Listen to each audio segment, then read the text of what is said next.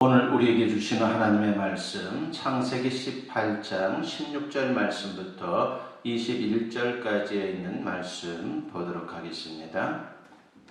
찾으신 줄 알고 제가 봉독해 올리겠습니다. 그 사람들이 거기서 일어나서 소돔으로 향하고 아브라함은 그들을 전송하러 함께 나가니라. 여호와께서 이르시되 내가 하려는 것을 아브라함에게 숨기겠느냐? 아브라함은 강대한 나라가 되고 천하 만민은 그로 말미암아 복을 받게 될 것이 아니냐. 내가 그로 그 자식과 권속에게 명하여 여호와의 도를 지켜 의와 공도를 행하게 하려고 그를 택하였나니 이는 나 여호와가 아브라함에게 대하여 말한 일을 이루려 함이니라. 여호와께서 또 이르시되 소돔과 고모라에 대한 부르짖음이 크고 그 죄악이 심히 무거우니 내가 이제 내려가서 그 모든 행한 것이 과연 내게 들린 부르짖음과 같은지 그렇지 않은지 내가 보고 알려 하노라. 아멘. 오늘 이 본문 말씀을 가지고 믿음 시리즈 삶의 지평을 넓히는 것이라고 하는 제목으로 같이 여러분과 은혜를 나누고자 합니다. 우리의 믿음을 병들게 하는 것이 있습니다. 그중 하나가 바로 이기심입니다. 믿음과 이기심이 만나면 그 믿음은 기복신앙이 될 소지가 많습니다. 기복신앙이라고 하는 것은 하나님의 법을 인간의 욕심과 이기심으로 심각하게 왜곡시키는 것입니다. 물론 우리가 하나님의 법을 받겠다는 것 그 자체가 잘못된 것은 아닙니다. 사람은 하나님이 주시는 법과 은혜로 살아가는 존재입니다. 그런데 기복신앙이 문제가 되는 것은 하나님의 법을 단순히 자기에게 집중시키기 때문입니다. 성경적인 법은 자기 욕심을 채우는 것이 아닙니다. 오히려 하나님이 말씀하시는 그리고 하나님이 주시는 법은 나누는 것입니다. 나를 통해서 하나님의 축복이 이웃에게로 다른 이들에게로 전해지고 나누어지는 것, 즉 축복의 통로가 되는 것입니다. 지난번에 우리는 하나님과 천사들이 세 명의 나그네 모습으로 아브라함을 찾아오신 이야기에 대해서 같이 나누었습니다. 아브라함은 평상시 나그네에게 하듯이 그들을 대접했는데 아브라함의 환대를 받은 분이 바로 하나님이셨습니다. 그리고 하나님은 아브라함에게 내년 이맘때 아들을 낳을 것이다 라고 하는 말씀을 주십니다. 그리고 난 다음에 소돔성의 멸망에 대해서 아브라함에게 알려주십니다. 하나님은 왜 소돔성의 멸망을 굳이 아브라함에게 말씀하신 것입니까? 소돔성이 죄가 많고 하나님 보시기에 좋지 않으면 그냥 심판하면 되지 않겠습니까? 아마도 하나님은 아브라함의 삶의 지평을 넓혀주기 위해서 소돔성의 멸망을 말씀하신 것 같습니다. 대부분의 사람들은 늘 자신의 문제에 매여 삽니다. 자기 자신, 자기 가족, 자기 일에 매달려 있습니다. 사실 지금까지 아브라함은 자신의 문제에 매여 살았습니다. 그런 아브라함에게 하나님은 믿음의 삶이란 자신만을 위해 사는 것이 아니라 하나님의 복을 나누는 것이고 무엇보다도 멸망당하는 세상에 대해 중보자로 사는 것이다 라고 하는 것을 가르쳐주고 싶었던 것 같습니다. 본문 17절과 18절 말씀에 보면은 여호와께서 이르시되 내가 하려는 것을 아브라함에게 숨기겠느냐? 아브라함은 강대한 나라가 되고 천하 만민은 그로 말미암아 복을 받게 될 것이 아니냐라고 했습니다. 여기 보면 하나님은 아브라함이 강대한 나라가 될 것이다 라고 말씀합니다. 아브라함의 후손이 큰 민족을 이루게 된다는 것이죠. 또 천하 만민이 그로 말미암아 복을 받게 될 것이다 라고 말씀을 합니다. 이 말은 아브라함과 그 후손들이 이 세상에서 축복의 통로가 될 것이다 라고 말씀하고 있는 것입니다. 그렇습니다. 진정한 믿음의 사람이라고 하는 것은 축복의 통로로 사는 사람입니다. 하나님은 아브라함이 바로 그런 사람이라고 하는 것입니다. 그런데 이것은 아브라함만이 아닙니다. 하나님은 저와 여러분 역시 이 세상에서 복의 전달자로 축복의 통로로 살기를 원하고 있다라고 하는 것입니다. 세계적인 건축 설계 회사 팀 하스라고 하는 회사가 있습니다. 바로 그 회사에 회장되는 분이 하형록 씨라고 하는 분입니다. 이분은 어린 시절 목회자인 아버지를 따라서 미국으로 가서 펜실베니아 대학에서 공부하고 건축 설계 회사인 워커사에 들어가서 젊은 날을 보내게 됩니다. 그러면서 그는 실력이 탁월했기 때문에 그 젊은 나이에 중역의 자리에 오를 정도로 대단한 실력을 갖춘 사람이었고 그리고 성공적인 인생을 산다라고 평가를 받는 사람이었습니다. 그런데 이번 인생에 큰 전환점이 생긴 것은 1991년 고속도로 한가운데서 심장에 이상이 생기면서 의식을 잃게 되면서부터였습니다. 그는 병원에서 자신도 몰랐던 심장병, 심실빈맥이라고 하는 진단을 받게 되었고 33살의 젊은 나이에 생사를 오가는 지경에 이르고 말았습니다. 2년간 생명을 위협하는 절박한 위기의 순간들을 넘기면서 그는 살기 위해 하나님의 말씀을 붙잡게 되었는데 그는 말씀 속에서 하나님을 만나게 되었고 하나님의 사람으로 거듭나게 되었습니다. 특히 잠언 31장 20절에 나오는 그는 공고한 자에게 손을 펴며 궁핍한 자를 위하여 손을 내밀며 라고 하는 말씀을 읽다가 자신이 죽음 앞에 있다는 사실을 잊게 할 정도로 이 말씀이 그의 마음을 뜨겁게 달궜습니다. 그는 심장이식 수술을 받은 후에 이 말씀을 붙잡고 사업을 시작하게 됩니다. 이미 모든 것을 다 잃었지만 집 차고에 컴퓨터 하나 넣고 하나님이 주신 기업 팀하스를 시작하게 된 것입니다. 그는 잠언 31장을 근거로 팀하스의 회사 정신을 우리는 어려운 이들을 위해 존재한다라고 하는 것으로 정했습니다. 우리는 주님의 나라를 위한 주님께 거저받은 선물인 구원을 이웃에게 전하기 위해 일한다라고 하는 그러한 정신으로 회사를 시작한 것입니다. 이분은 성경 말씀대로 사업을 하고 성경대로 살기로 결단했습니다. 그리고 하나님은 이분을 놀랍도록 축복하셨습니다. 그렇습니다. 축복의 통로가 되는 것은 손해가 아니다라고 하는 것이죠. 그리고 이것이 바로 믿음의 신비인 것입니다. 그렇다면 축복의 통로로 믿음의 지평을 넓히기 위한 참된 중보자가 되려면 어떻게 해야 됩니까? 오늘 말씀을 통해서 세 가지를 여러분과 생각하면서 은혜를 나누고자 합니다. 첫째는 하나님은 중보자를 찾고 있다라고 하는 것입니다. 하나님은 예나 지금이나 하나님의 사람들이 남을 위해 기도하고 하나님의 복, 하나님이 주신 은혜를 나누기를 원하십니다. 그런데 우리는 가진 것이 별로 없고 부자도 아닙니다. 그래도 나누는 삶을 살아야 한다라고 하는 것이 주님의 뜻이다라고 하는 것이죠. 성경은 우리에게 놀라운 말씀을 주십니다. 베드로전서 2장 9절에 보면은 그러나 너희는 택하신 족속이요 왕같은 제사장들이요 거룩한 나라요 그의 소유가 된 백성이니라고 했습니다. 성경은 우리를 택하신 족속이고 하나님의 소유이고 왕같은 제사장이다라고 말씀을 합니다. 구약의 제사장은 한마디로 중보하는 사람이죠. 하나님과 이스라엘 자손 사이에서 그들을 대신하여 하나님께 나아가는 일을 한 사람들, 바로 그 사람들이 제사장들입니다. 그런데 성경은 우리가 바로 그런 제사장이다라고 말씀을 하고 있는 것입니다. 자신만을 위해 사는 자가 아니라 믿음의 지경을 넓혀 다른 사람들과 더불어 하나님의 구원을 나누고 나라를 위해 중보하는 사람이다라고 하는 것이죠. 우리가 세상을 향해 그리고 이웃과 나눌 수 있는 것은 돈이나 물질적인 것만이 아닙니다. 우리는 사랑을 나눌 수 있고 희망을 나눌 수 있고 구원의 기쁨과 그 축복을 나눌 수가 있습니다. 그리고 무엇보다 우리는 이웃을 위해 기도할 수 있다라고 하는 것입니다. 사실 우리가 이웃을 위해 할 수 있는 최고의 섬김은 기도입니다. 하나님이 하나님의 마음을 품고 이웃을 위해 나라를 위해 중보하는 사람들을 얼마나 기뻐하는지 아십니까? 하나님은 중보자들을 세우고 그들을 통해서 지금도 일하고 계십니다. 출애굽 과정에서 모세가 시내산에 올라가서 하나님께 십계명을 받는 사건이 나오죠. 그 십계명을 받는 동안 산 아래에 있던 이스라엘 자손들이 아론을 부축해서 금송아지 우상을 만들었습니다. 그리고 그 금송아지가 자신들을 애굽에서 구원한 하나님이다라고 말하고 그 앞에 절하고 그리고 축제를 벌이는 그런 광란의 시간을 보냈습니다. 그런데도 하나님은 이스라엘 자손들을 심판하지 않고 그 심판을 유보하게 됩니다. 이유가 뭡니까? 모세가 이스라엘 자손들을 위해 생명을 건 중보 기도를 드렸기 때문입니다. 모세는 하나님 앞에서 이스라엘 자손들을 위해 이렇게 기도했습니다. 출애굽기 32장 32절에 보면은 이제 그들의 죄를 사하시옵소서. 그렇지 아니하시오면 원하건대 주께서 기록하신 책에서 내 이름을 지워버려 주옵소서라고 했습니다.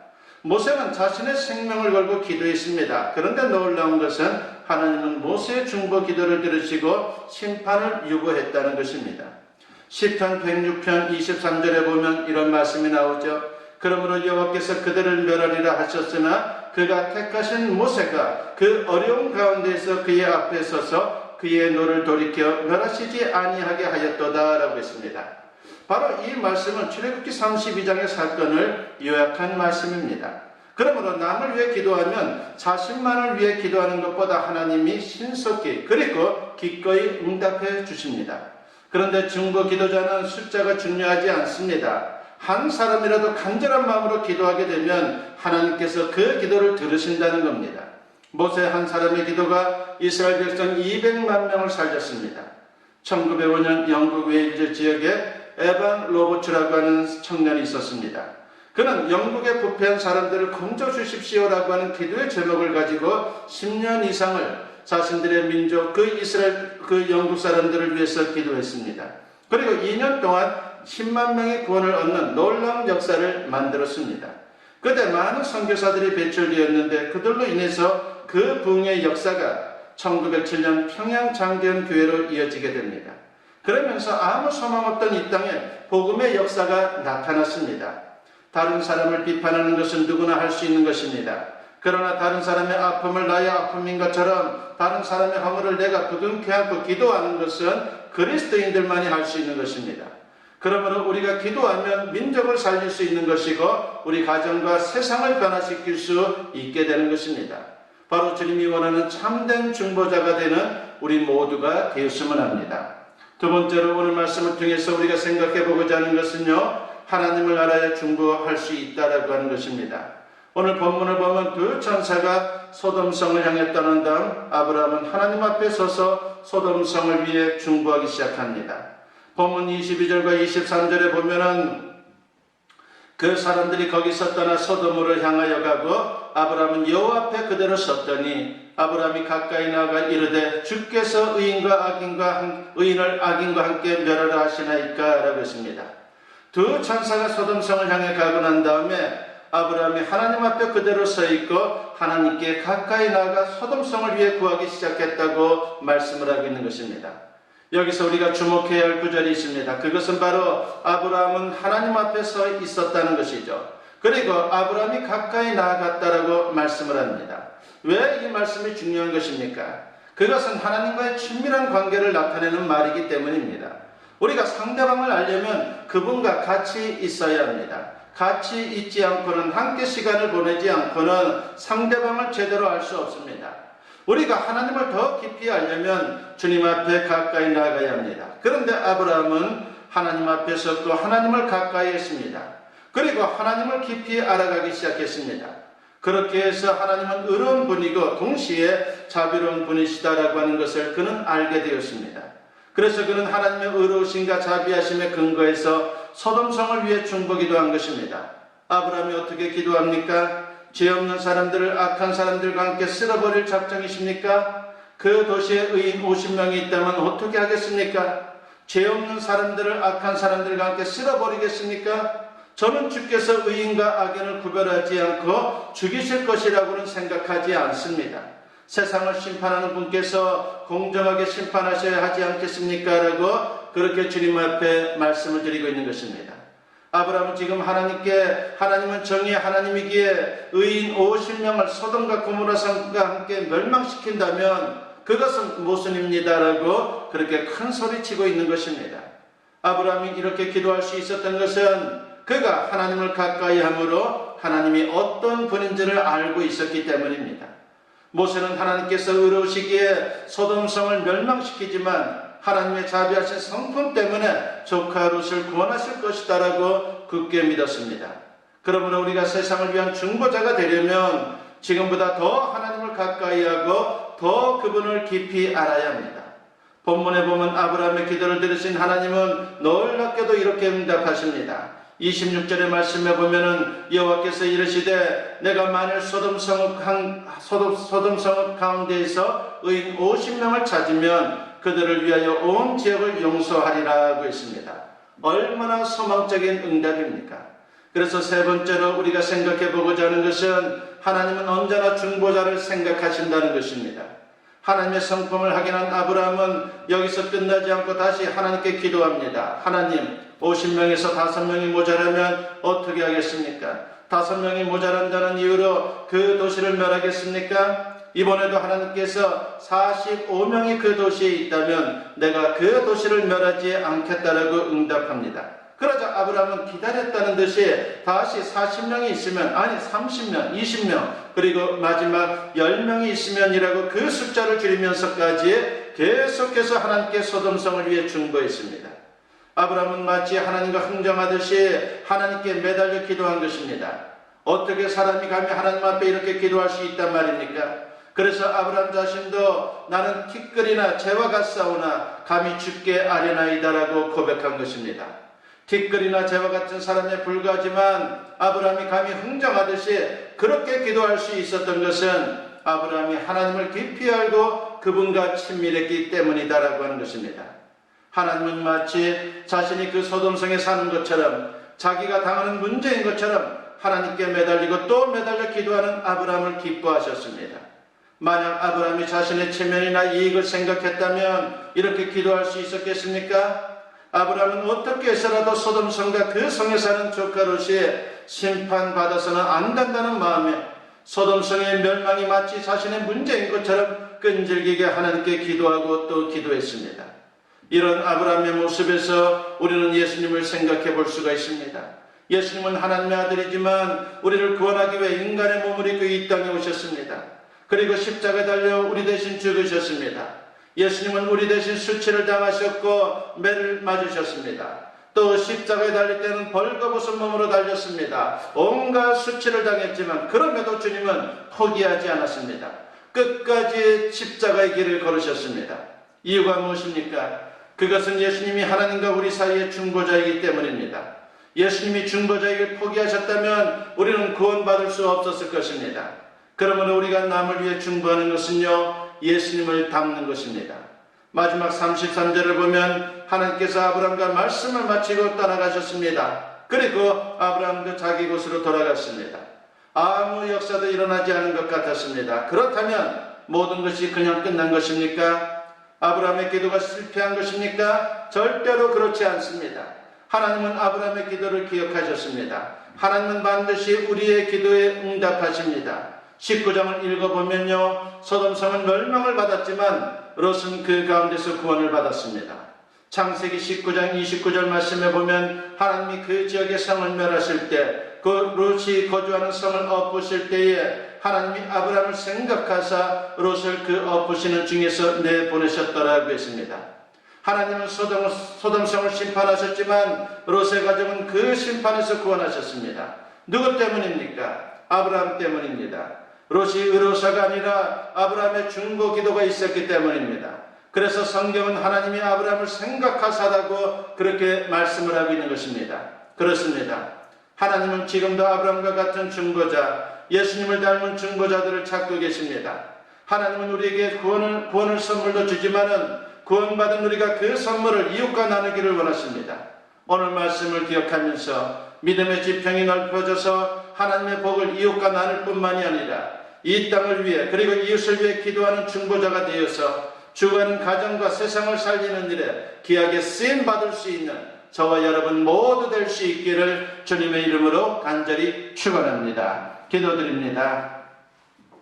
사랑과 은혜가 충만하신 아버지 하나님 감사합니다. 믿음은 지평이 넓어지는 것이라고 했습니다. 오늘 말씀을 기억하면서 우리의 지평이, 신앙의 지평이 넓어져서 참된 중보자의 길을 걸어갈 수 있도록 역사여 주시옵소서. 아버지 하나님, 중보자의 사명 잘 감당하여 우리 가정을 살리게 하시고 교회를 살리게 하시고 그리고 이 땅을 살릴 수 있는 하나님의 사람들 다 될 수 있도록 역사여 주시옵소서. 감사드리옵고 예수님의 이름으로 기도드리옵나이다.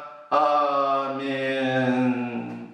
축복 기도드립니다. 이제는 우리 주 예수 그리스도의 은혜와 아버지 하나님의 무궁하신 사랑하심과 성령의 감화감동 역사 충만하심이 오늘 주님께 예배로 영광 돌리며 이제 선포된 말씀과 같이 믿음 지평이 넓어지는 것이다라고 하는 이 말씀에 의지하여 진정 참된 중보자, 축복의 통로자가 되기를 다짐하며 세상을 향하는 주님의 사랑 자녀들 위해 지금으로부터 영원토록 함께 하시기를 간절히 축원하옵나이다.